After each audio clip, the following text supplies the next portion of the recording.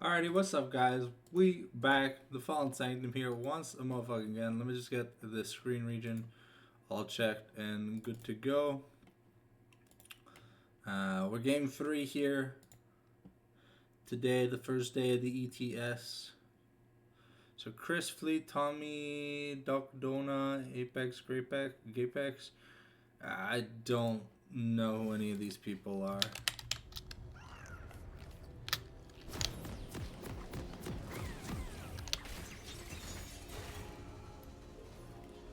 There you go. Should be able to see fine. Okay, perfect. So I can maintain Nightmare Zone while working. So we got our heroes, our hometown heroes. We got my bestie for Resty on her clutch ass Seraphine. Can't wait to see if she rivals Katsumi 41 with those encores we saw. We've got Pina on the Kenshi Wenshi. We got Stardust on J4. Interesting champion to see him play, because normally he plays a little bit of a different style. So that is a lethality Varus. We do see the Arcane Comet coming through. It's a grass on Ambessa to try and learn that shit a little bit better. Waza on Oriana is interesting, but we got Black Wax on Jinx, one of his most played. Nanua's gonna get chunked a bit, giving a soul over, but gonna try and get some damage down. Let's grasp on Senna. Okay, it's gonna be a little bit of a pain.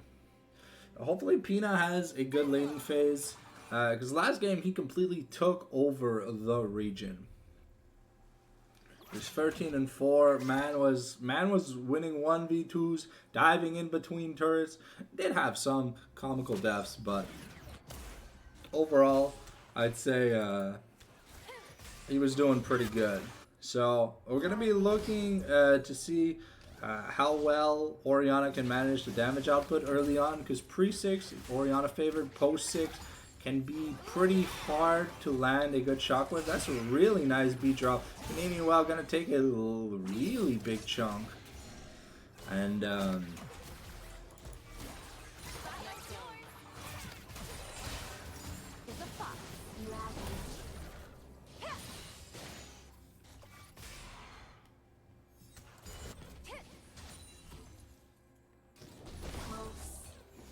so that's some good damage here from Waza. Does have to be careful. Both a consumable were hit. Tommy's gonna look to try and stack up his grass sprout, get us close in, get a hit, and then run out as fast as he can. So that's the overall goal. But yeah, ooh, Senna with that double heal, getting more stacks. This is a rough lane for Jinx Seraphine. Nice charm into the Order Deception with the Electrocute proc. Things are dangerously low. If there's a Foxfire with a flash auto, it could be dangerous. Oof. Barely able to walk out of that. But a Flash Charm still an available option. Waza is low out of consumables. There's no health pot ticking. It does have to be careful. It doesn't want to get sent to the early grave. I'll have to see. So far, Zach doing a pretty fast clear compared to J4. You're forced to flash, and oof. Waza gonna live by the skin of his teeth. Ambessa gonna take a turret shot though. Pina is not having a good time. J4 looking to get a gank in, but that river brush is awarded. And I don't know if we're gonna be able to get much done. Zach is spotted on a ward, but they are pretty low, and the wave is pushing in. We gotta be careful. We get the nice flash stretching strikes. Black Wax trying to survive as long as he can. He's got the barrier. The turret is charging up. Canadian Well is surviving.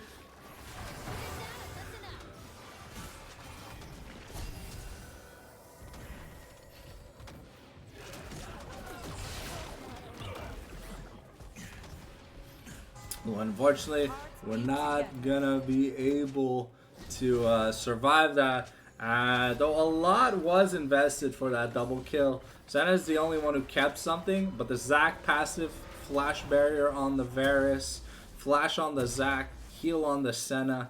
But unfortunately for Black Wax, the Zac having the passive and the Varus living on literally like a single filament of HP.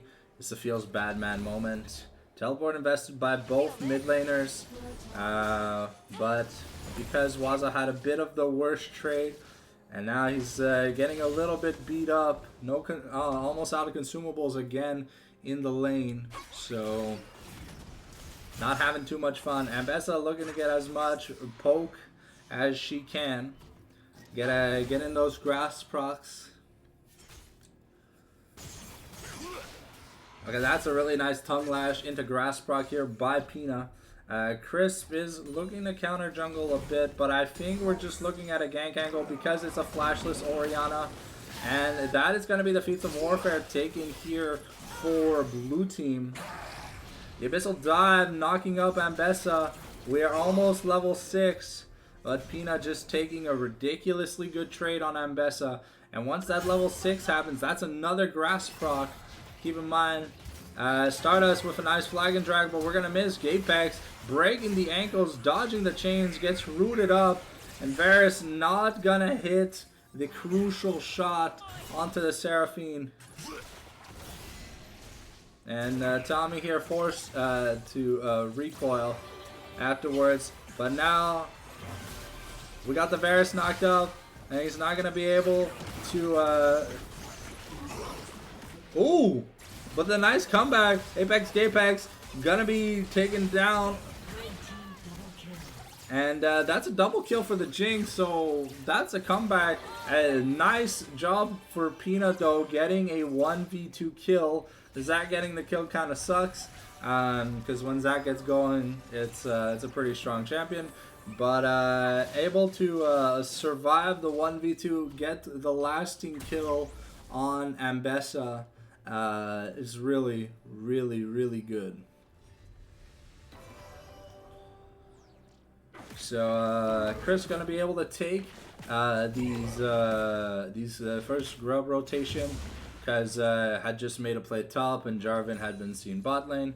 So I think we're gonna do the standard dragon for grub trade if things go to conventional method. But Orianna still doesn't have flash. The Spirit Rush into the stretching strikes. Double shockwave is nice, but it's not gonna be enough. Waza gets taken down again, and Gapex and Dakona are a level above the bot lane. Crisp here looking for a smite steal, is going to get it. Stardust gets interrupted with the elastic slingshot, doesn't get to connect the flag and drag. The zap is gonna hit, but is it gonna be that impactful? Because now Ahri's rotating over. She has no ultimate, but she's still pretty strong. Dakona gonna get onto the Varus. Dakona gonna get jumped on by Stardust, but Flea is able to get on and peel him away. Black Wax is in a little bit of danger. There's no level 6. There's no Encore. Seraphine is level 4. And there's just no way to get out of there. Zac able to claim another team fight victory for his team with the Ahri roam. Waza was able to get a little bit of catch-up CS, but things are looking very grim for the side of DH.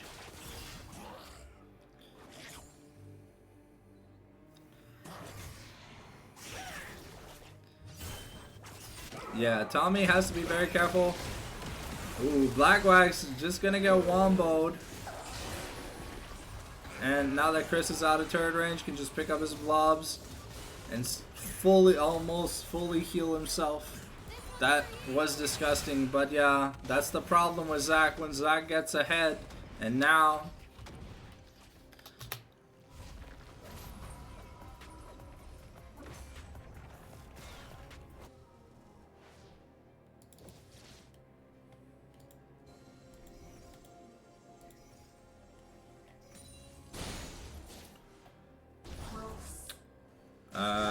we're working towards that hard steal. Waza gonna take a really big chunk, and I don't think he's safe.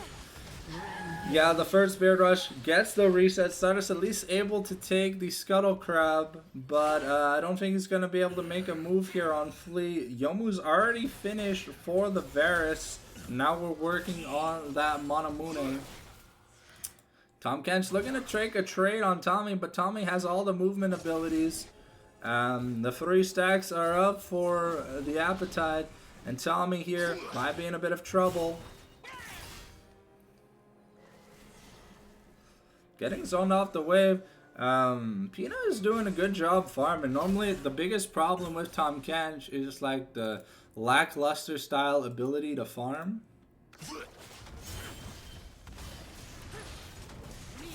But Hextech Dragon gonna be taken, so it's almost feats here for blue team. But there's some really good late game synergies. Varus does fall off if he's not able to land poke before a team fight. So hope is not gone yet, and Tahm Kench becomes a disgusting character to deal with, and currently on par to look to scale really well. However, this bot lane might need a bit of help. The elastic slingshot into stretching strikes. We get the charm under turret. Darkona gets slain by the heated turret shot. We don't have the Cataclysm anymore, but we get a nice flag and drag, but the elastic slingshot here going to try and interrupt. There is no let's bounce. Apex gonna get taken down, and Jinx is getting excited, but Crisp here looking for more, just needs to get one more, tries to get on the Seraphine, and just one more unstable matter is gonna do it, and now he's starting to heal up. Flea is also making his way into the bot lane, and things are looking pretty dire. The flash charm by Flea finds, takes Stardust by surprise. And there's not much that we can do. We're now rotating Darkona into the mid lane, as Ari should be able to secure the feat of tower demolition.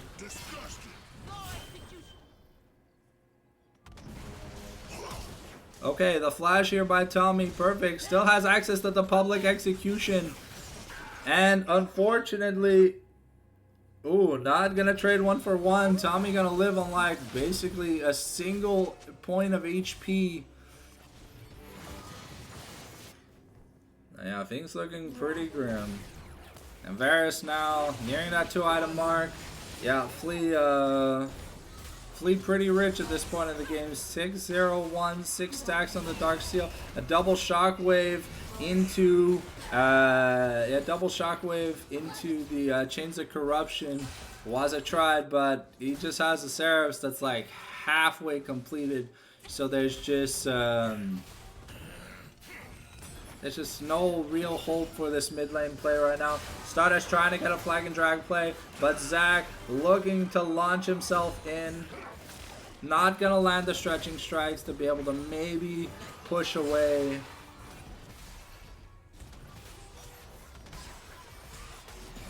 Feats have been taken here by the blue team, and now we're maybe gonna see another turret pre-14. It is 6 scrubs.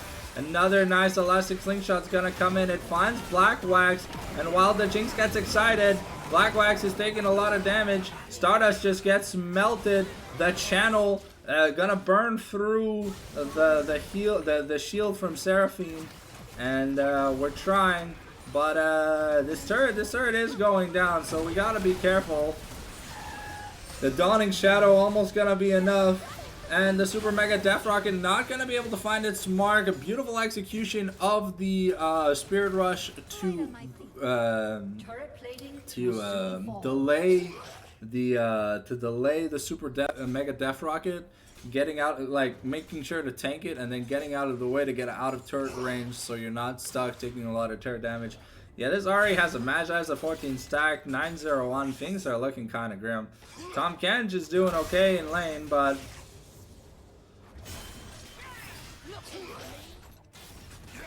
yeah, there's only so much you can do. Can't really respond when you're suppressed. Stardust going down once again. And now the Chains of Corruptions are coming down. A huge elastic slingshot. Waza's gonna be found, but that's a 3-man shockwave. Can Waza survive? No, it's a charm into the Orb of Deception. That's a triple kill. Now, this is gonna be a sub 20-minute defeat. We're getting ready to go to lunch at this point. Rift Herald hasn't even spawned. And we're gonna take an in hit before the second dragon's taken. That's kind of crazy. These games are so fast-paced. You lose one team fight, you kind of lose control of the game, like, almost entirely.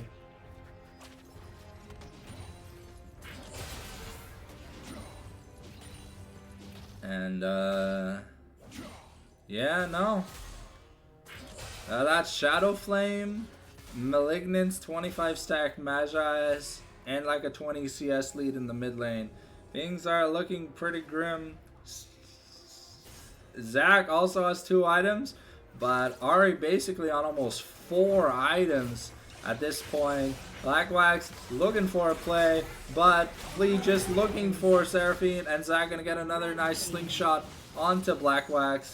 There's nothing we can do. We get a nice Flag of Dragons and Cataclysm, but the Dawning Shadow is gonna put in a lot of work. Stardust here tries to get away. Pina here is just getting gangbanged up. The Flag and Dragon gonna interrupt the Elastic Slingshot, so at least we're gonna be able to get some stuff done. But that's a double kill here.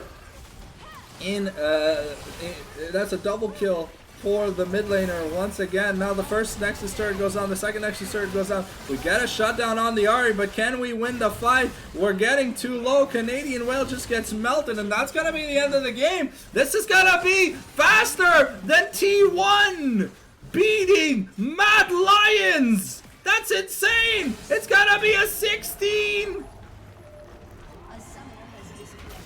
That's a 16. That's a 16-10. That was crazy. But yeah, that's going to be it for game number 3, ladies and gentlemen. We'll be back with a recording for game number 4.